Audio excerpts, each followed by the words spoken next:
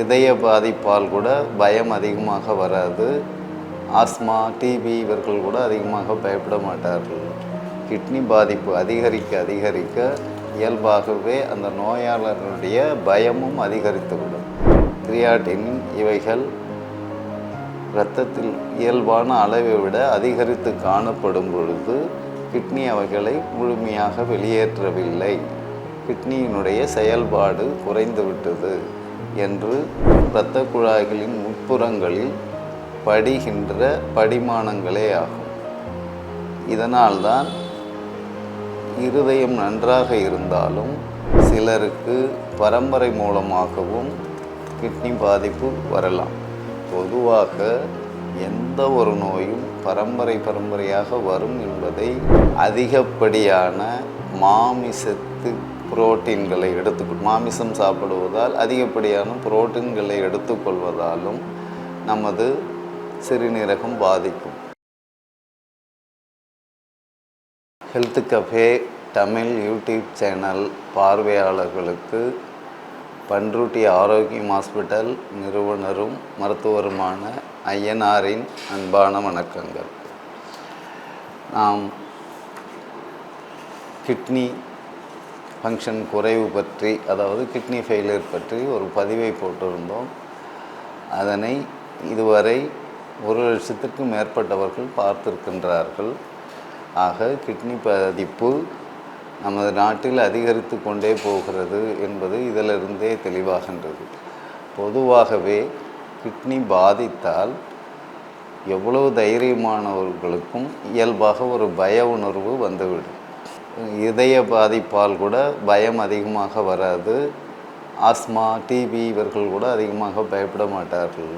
Kidney பாதிப்பு அதிகரிக்க அதிகரிக்க இயல்பாகவே அந்த நோயாளர்களுடைய பயமும் அதிகரித்துவிடும். இது இயல்பாக நாம் காணுகிற ஒரு தெளிவான உண்மைதான். சரி, இந்த கிட்னி பாதிப்பை கிரியாட்டினின் அளவை வைத்தே கணக்கெடுக்கிறார்கள். கிரியாட்டினின் என்பது பொதுவாக அது நமது உடலில் தசைகள் இயங்குவதால் ஏற்படுகின்ற ஒரு கழிவு, அதாவது மெட்டபாலிக் வேஸ்ட் ஆகும். இந்த கிரியாட்டினின் கழிவை நமது சிறுநீரகம் சரியாக, அதாவது முழுமையாக வெளியேற்றப்படாத போது உண்டாவது தான் கிட்னி ஃபெயிலியர் என்று சொல்லப்படுகிற சிறுநீரக செயலிழப்பு ஆகும். கிரியாட்டினின் அளவு 0.6 1.2க்குள் இருப்பது மிகவும் இயல்பான ஒரு அளவீடாகும். இது ஒரு 15 ஆண்டுகளுக்கு முன்பு. இப்பொழுது சில மருத்துவர்கள் 0.8 1.6 வரை நார்மல் என்று குறிப்பிடுகின்றார்கள். இதைவிட இரத்தத்தில் இது அதிகரிக்கும் பொழுது எவ்வளவு அதிகரிக்கிறதோ அதை பொறுத்து kidney filtration, globular filtration rate, GFR என்று குறிப்பிடுகின்றார்கள். அது 5 வகையாகவும் அதிலே 3வது வகையை 2 வகையாகவும் குறிப்பிடுகின்றார்கள்.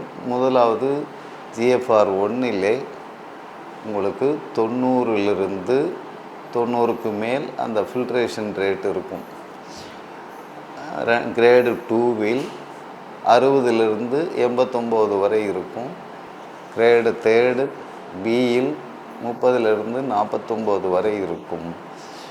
கிரேடு 4ல் 15லிருந்து 29 வரை இருக்கும். கிரேடு 5ன்றது 15 அதற்கு கீழாகவும் இருக்கும். இது ரொம்ப சீரியஸான நிலை. கிரேடு 5 என்பது மிகவும் சீரியஸான நிலையாகும்.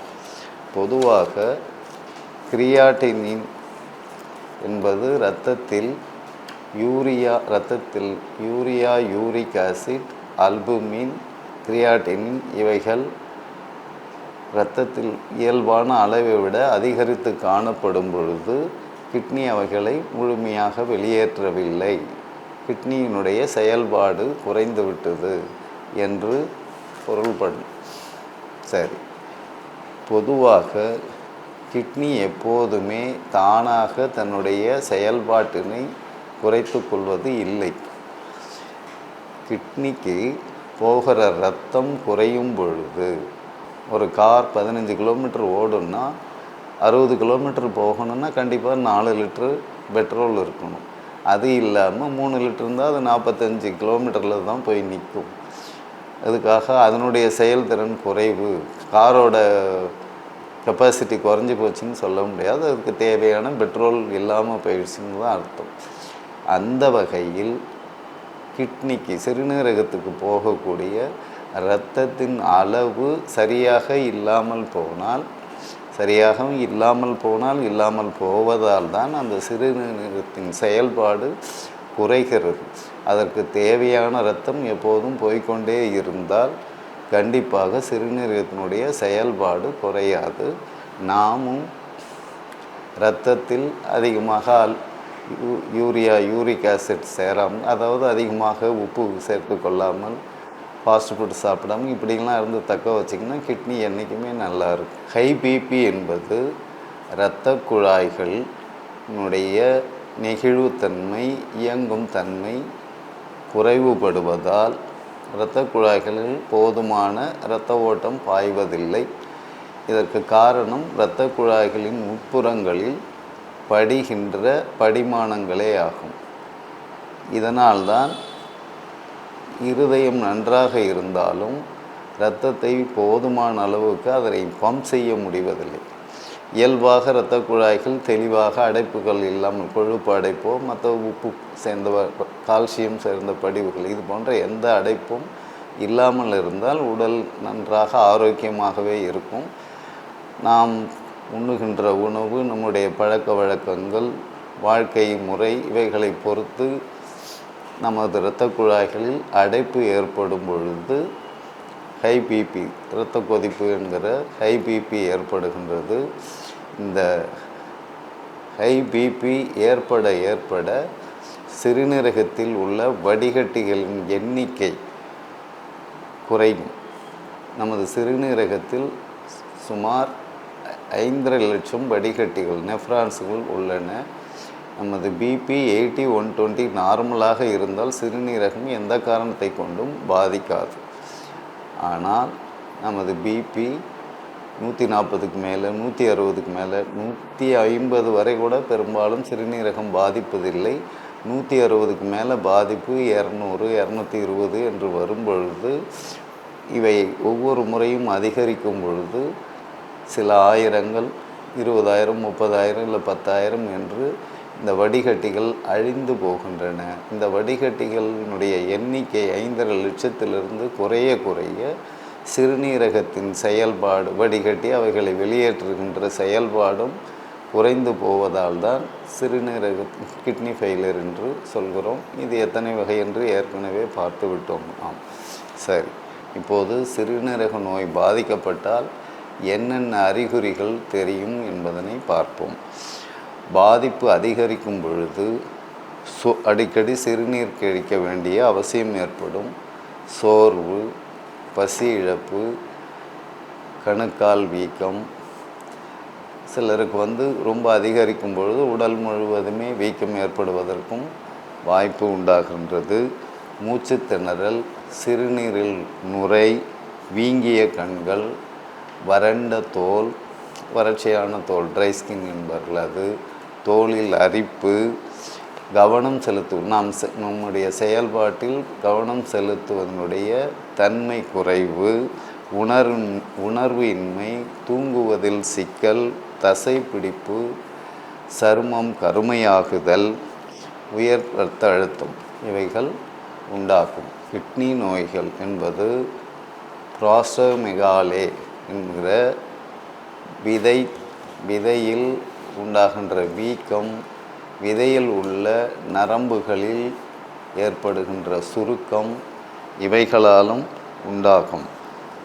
சிலருக்கு பரம்பரை மூலமாகவும் கிட்னி பாதிப்பு வரலாம். பொதுவாக எந்த ஒரு நோயும் பரம்பரையாக வரும் என்பதை நான் ஏற்றுக்கொள்ள மாட்டேன்.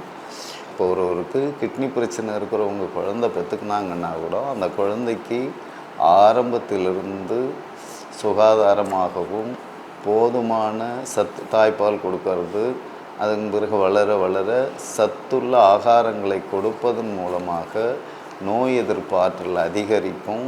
அது மாதிரி அதிகரிக்கிறவங்களுக்கு எந்த பரம்பரை நோயும் தொடர்ந்து கண்டிப்பாக வராது. அது எந்த நோயாக இருந்தாலும் நாம் அவர்களை சுகாதாரமற்று வளர்ப்பதாலும் போதுமான உணவு சத்துள்ள உணவுகளை கொடுக்காததாலுமே பரம்பரை நோய் வருகிறது என்பது என்னுடைய அனுபவம். பரம்பரை நோய் ஒருத்தவங்களுக்கு வருதுன்னா 3 தலைமுறைக்கு பிறகு வராது அப்படின்னு சொல்கிறாங்க. ஒரு தலைமுறை விட்டு இன்னொரு தலைமுறை கூட வருன்றாங்க. பரம்பரை நோயின்னு ஒன்று வந்துடுதுன்னா அப்புறம் எல்லா தலைமுறைகளில் வரணும். அது மாதிரி வராமல் இருக்கும். 3 தலைமுறைக்கு மேலே அது வர்றது இல்லைன்னு அறிவியலே சொல்லுது. அதனால் கொஞ்சம் சுகாதாரமாக இருந்துக்கணும். நல்ல பழக்க வழக்கங்களை கடைபிடிக்க வைத்து போதுமான சமச்சீரான உணவுகளை எடுத்துக்கொண்டால் இந்த பரம்பரை நோய் என்ற பயத்திலிருந்து பொதுவாக நாம் விடுபட்டு விடலாம்.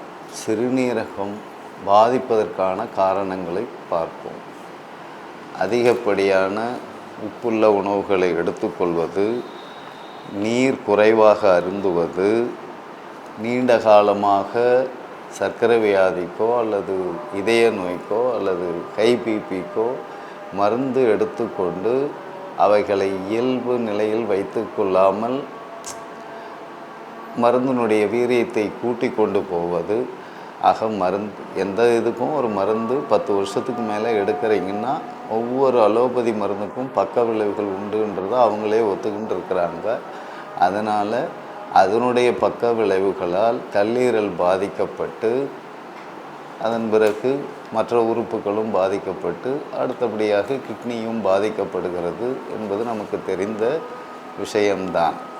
உடல் பருமனாலும் சிறுநீரகம் பாதிக்கும். இவை இல்லாமல் அதிகப்படியான மாமிசத்து புரோட்டீன்களை மாமிசம் சாப்பிடுவதால் அதிகப்படியான புரோட்டீன்களை எடுத்துக்கொள்வதாலும் நமது சிறுநீரகம் பாதிக்கும். இப்பொழுது நம்ம 60 கிலோ வெயிட் இருக்கிறவங்க ஒரு நாளைக்கு 60 கிராம் புரோட்டீன் எடுத்துக்கினா போதும். இந்த ஜிம்முக்கு போகிறவங்க 70 கிராம் கூடுதலாக ஒரு 10 கிராம் எடுத்துக்கினா போதும். இது இல்லாமல் ஒரு நாளைக்கு தொடர்ச்சியாக 100 கிராம் அளவு எடுத்துக்கொள்கிறது. 1 கிலோ எடைக்கு 1 கிராம் புரோட்டீன் தான் எடுத்துக்கணும். இது மாதிரி தொடர்ச்சியாக எடுத்துக்கினா அந்த புரோட்டீனு நம்ம சிறுநீரகம் தான் கழிவாக தேவையில்லாத புரோட்டீனை சிறுநீரகம் தான் வெளியேற்றி ஆகணும். இது அதிகப்படுத்தப்படுவதால் கொழுப்புகள் உண்டாகி இரத்த குழாய்கள் படிந்து பிபியும் உண்டாகி சிறுநீரகம் பாதிக்கிற ஒரு நிலையும் உருவாகிறது. அதனால் அதிகமான மாமிச புரோட்டீன்களை எடுத்துக்கொள்ளக்கூடாது. இயல்பாகவே நமது எடை என்ன இருக்கிறதோ எத்தனை கிலோ இருக்கிறதோ அத்தனை கிராம் புரோட்டீன் எடுத்துக்கினா நம்முடைய கிட்னி பாதிக்காமல் இருக்கும். திடீரென்று ஏற்படுகின்ற விபத்துக்களினாலும் கிட்னி ஃபெயிலியர் வரலாம். அதிகமாக இரத்தம் அந்த விபத்தில் வெளியேறுவதாலும் வரலாம். கால்களில் கணுக்கால் பக்கத்தில் அதிகமாக அடிபடுவதாலும் சிறுநீரகம் பாதிக்கும். இது அக்குபஞ்சர் தெரிஞ்சவங்களுக்கு நல்லா தெரியும். சரி, பொதுவாக இயல்பாகவே நல்ல வளர்ந்தவங்களுக்கு நம்ம உடம்புல 6 லிட்டர் ரத்தம் இருக்கும். இந்த 6 லிட்டர் ரத்தத்தில் 70% மேலே 90% வரை நீர்த்தன்மை தான் அதிகமாக இருக்கும். சிலருக்கு தொடர்ச்சியாக ஒரு நாளைக்கோ இல்லை 2-3 நாளைக்கோ வயிற்றுப்போக்கு வாந்தி இருக்குமானால் அவர்களுடைய இரத்தத்தில் உள்ள நீரினுடைய அளவு குறைந்துவிடும். இதை தான் டீஹைட்ரேஷன் என்கிறார்கள். இரத்தத்தில் நீரின் அளவு குறைந்து விடுவதால் தான் வாந்தியும் வயிற்றுப்போக்கும் ஏற்பட்டால் நமக்கு சோர்வு வருகின்றது. இந்த நேரத்திலே நாம் அதிகமாக நீர் அருந்த மாட்டோம். சிறுநீர் 150 ml வெளியேறுகிறது என்றால் 160-170 மில்லி தண்ணி குடித்தா அந்த டீஹைட்ரேஷன் வராது. வாந்தி அது மாதிரி எடுத்தால் எந்த அளவுக்கு நம்முடைய இரத்தத்திலிருந்து உடலிலிருந்து திரவம் வெளியேறுகின்றதோ நீர்த்தன்மை வெளியேறுகின்றதோ அதற்கு ஏற்ப நாம் நீரை பருகிவிட்டால் கண்டிப்பாக வயிற்றுப்போக்கால் பாதிப்பு வராது. இதை உணர்ந்த நமது பெரியவர்கள் வயிற்றுப்போக்கு ஏற்படும் பொழுது ஒரு 20 வருஷத்துக்கு முன்னாடிலாம் நானே பார்த்துருக்கிறேன். பெரியவங்க என்ன சொல்லுவாங்கன்னா உப்பும் சர்க்கரையும் கலந்த தண்ணியை கொடு அப்படின்னுவாங்க. அதில் இந்த உப்பும் சர்க்கரையும் கலந்த தண்ணியை அதிகமாக பருகிறது மூலமாக வயிற்றுப்போக்கு போகிறவங்க, வாந்தி எடுக்கிறவங்க அந்த சோர்விலிருந்து விடுபடுவார்கள். ரெண்டாவது, அந்த வயிற்றுப்போக்கும் இதை அருந்த படிப்படியாகவே குறைந்து போய்விடும். இதை தான் இப்போது அறிவியல் ஓஆர்எஸ் பவுடர் கொடுக்க சொல்கிறாங்க. ஆனால் எப்படியோ வயிற்றுப்போக்கு அளவு இரத்தத்தில் உள்ள நீர்த்தன்மை குறையாமல் பார்த்து கொண்டால் தேவையான இரத்தம் சிறுநீரகத்துக்கு கிடைத்து சிறுநீரகத்தின் செயல்பாடு பாதிக்காமல் இருக்கும். அதனால் இயல்பாக இருப்பவர்கள் வயிற்றுப்போக்கு ஏற்படும் பொழுது தேவையான அளவுக்கு தண்ணீரை அருந்தி இதிலிருந்து சிறுநீரகம் பாதிக்காமல் பார்த்து கொள்ளுங்கள். 60 வயதுக்கு உட்பட்டவர்களாக இருந்து அல்லது 65 வயதுக்கு உட்பட்டவர்களாக இருந்து உங்களுடைய கிரியாட்டினின் அளவு 6க்கு மிகாமல் 7க்கு மிகாமல் இருந்தால் எங்களிடம் நம்பிக்கையோடு இங்கே எங்களுடைய மருத்துவமனையில் 1 மாத காலம் தங்கி சிகிச்சை பெற்று உங்களுடைய கிரியாட்டினின் அளவை பாதியாக குறைத்து கொண்டு கண்டிப்பாக செல்லலாம். நீங்கள் இங்கே வரும்பொழுது நாங்கள் டெஸ்ட் எடுத்து கிரியாட்டினின் என்ன அளவு இருக்குதுன்னு பார்த்துக்குவோம். வாரம் வாரம் நாங்கள் டெஸ்ட் எடுப்போம். ஒவ்வொரு வாரமும் கண்டிப்பாக உங்களுக்கு 1 புள்ளி குறையும், இல்லது 0.8 குறையும். இப்போது 6 இருக்குதுன்னா நீங்கள் வந்தீங்கன்னா உங்களுக்கு அடுத்த வாரம் எடுக்கும் பொழுது 5 இருக்கும், இல்லைன்னா 5.2 இருக்கும். சிலருக்கு ஒரு வாரத்தில் 2 கூட குறைஞ்சிருக்குது. அது அவருடைய உடல் வகை பொறுத்தது. நீங்கள் 7க்குள் இருந்து எங்களிடம் வருவீர்களேயானால் 1 மாதத்தில் 7 இருந்ததுன்னா 3.5 ஆகும், 6 இருந்தால் 3 குறைத்து அனுப்புவோம். அதுக்கு பிறகு நாங்கள் சொல்கிற இன்ஸ்ட்ரக்ஷன் படி, அறிவுறுத்தல் படி, ஆலோசனைகள் படி நீங்கள் இருப்பீர்களே ஆனால் 4-5 மாதத்தில் நீங்கள் அந்த சிறுநீரக பாதிப்பிலிருந்து முழுமையாக வெளியேறலாம். அதன் பிறகு 1 மாதம் 2 மாதம் மட்டும் மருந்து சாப்பிட்டு நீங்கள் பூரணமாகவே வாழ்நாள் முழுமையும் சிறுநீரக பாதிப்பு இல்லாமல் நீங்கள் ஆரோக்கியமாக வாழ முடியும் என்பதனை தெளிவுபடுத்துகின்றேன். மிக்க நன்றி, வணக்கம். இந்த வீடியோ உங்களுக்கு பிடிச்சிருந்தா லைக் பண்ணுங்க, ஷேர் பண்ணுங்க, கமெண்ட் பண்ணுங்க. மறக்காம ஹெல்த் கஃபே தமிழ் சேனலை சப்ஸ்கிரைப் பண்ணிட்டு பெல் பட்டனை கிளிக் பண்ணிடுங்க.